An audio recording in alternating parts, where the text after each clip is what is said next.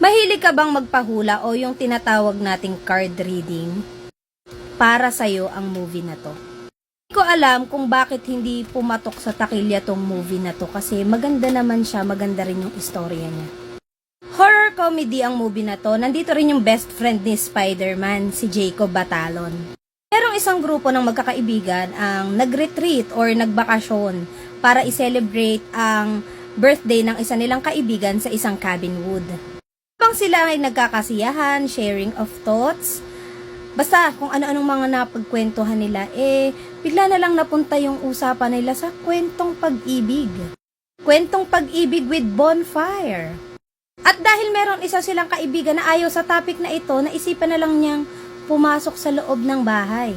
At dito nga nalaman nila na wala na pala silang iinumin beer. Wala na silang iinumin na beer. Naisipan nilang mag-ikot sa bahay na baka sakaling meron silang makita na may natatagong inuming alak doon.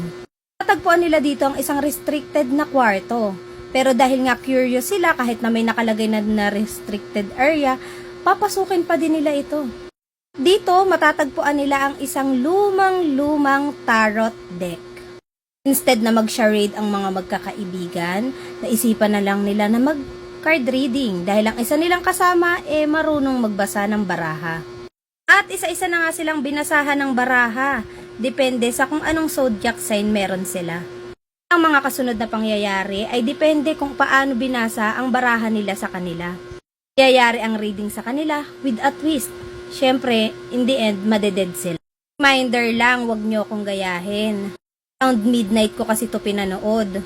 Na ang lahat ng ilaw, nakatutok sa laptop with earphone. Ayun, may mga tili-tili ako, mag-isa.